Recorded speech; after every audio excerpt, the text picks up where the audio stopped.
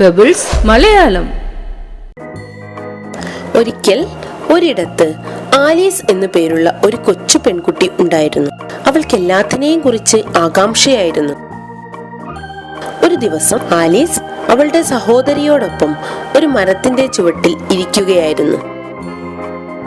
സഹോദരി ഒരു പുസ്തകം വായിച്ചുകൊണ്ടിരിക്കുകയായിരുന്നു. ആ സമയം ആലീസിന് ഒന്നും ചെയ്യാനില്ലാത്തതുകൊണ്ട് മുഷിപ്പ് അനുഭവപ്പെട്ടു. സഹോദരിയോട് വായന നിർത്തി തന്റെ കൂടെ കളിക്കാൻ ആവശ്യപ്പെട്ടു. പക്ഷെ സഹോദരി അതിന് തയ്യാറാവാതെ വായന തുടർന്നു. അങ്ങനെ ഇരിക്കുമ്പോൾ ആലീസ് ഒരു മുയൽ ഓടുന്നത് കണ്ടു. മുയൽ ഓടുമ്പോൾ അത് തനിയെ സംസാരിച്ചുകൊണ്ടേയിരുന്നു. അയ്യോ, ഞാൻ വൈകിപ്പോയി, അയ്യോ, ഞാൻ വൈകിപ്പോയി. അങ്ങനെ മുയൽ പെട്ടെന്ന് ഒരു മാളത്തിലേക്ക് അപ്രത്യക്ഷനായി. ഇത് കണ്ട ആലീസ് ആകാംക്ഷയോടെ മുയലിനെ പിന്തുടർന്നു. അങ്ങനെ അവൾ മാളത്തിനടുത്തെത്തി. അതിനുള്ളിലേക്ക് എത്തി നോക്കി. പെട്ടെന്ന് അവളുടെ കാൽ വഴുതി മാളത്തിനുള്ളിലേക്ക് വീണുപോയി.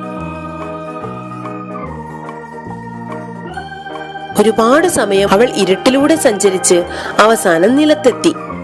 ചെറിയൊരു വാതിലുള്ള വലിയൊരു മുറിയായിരുന്നു അത്. മുയൽ ആ ചെറിയ വാതിലിലൂടെ പോകുന്നത് അവൾ കണ്ടു. ആലീസ് മുയലിനെ വീണ്ടും പിന്തുടർന്നു. പക്ഷേ വാതിൽ വളരെ ചെറുതായിരുന്നു. എനിക്ക് വാതിലിന്റെ മറുവശത്തേക്ക് കടക്കണമായിരുന്നു. പക്ഷെ അതെങ്ങനെ സാധിക്കും? വാതിൽ വളരെ ചെറുതാണ്. ഞാനിപ്പോൾ എന്തു ചെയ്യും? എനിക്ക് ഈ മുറിയുടെ പുറത്തേക്ക് പോകാൻ കഴിയില്ലേ? അല്ലെങ്കിൽ ഞാൻ ഇവിടെ തന്നെ ആയിപ്പോകുമോ? ആലീസ് റൂമിലൂടെ അലഞ്ഞു നടന്നു. അങ്ങനെ അവൾ മുറിയുടെ ഒരു വശത്തായി ഒരു മേശ കണ്ടു. മേശയുടെ മുകളിൽ ഒരു കുപ്പിയും താക്കോലും കണ്ടു.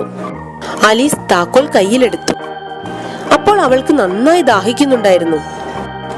അവൾ ആ കുപ്പിയിലുള്ള വെള്ളം മുഴുവനും കുടിച്ചു. പെട്ടെന്ന് അവൾ ചെറുതാവാൻ തുടങ്ങി.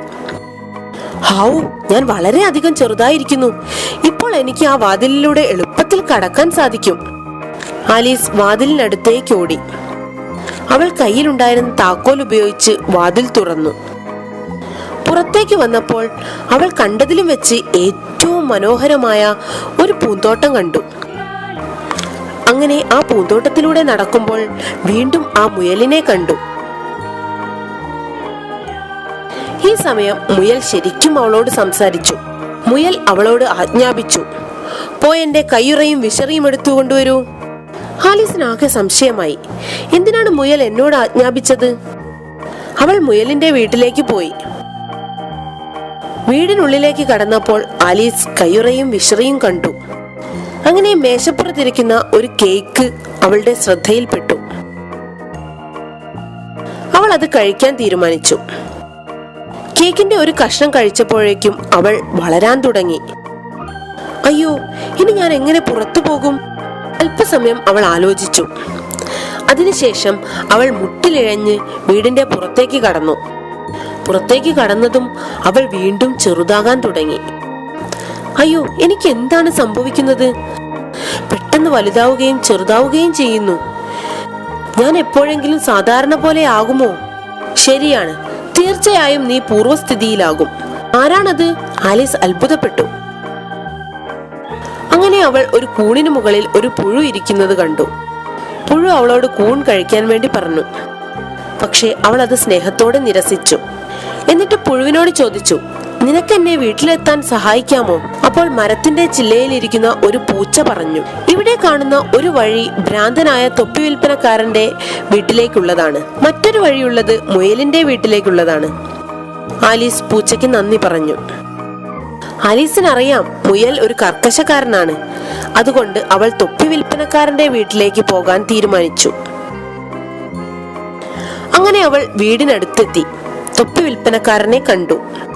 ആലീസിനെ കണ്ടതും അയാൾ ചോദിച്ചു, എന്തുകൊണ്ടാണ് മയിലുകൾക്ക് ചെരുപ്പ് ആവശ്യമുള്ളത്?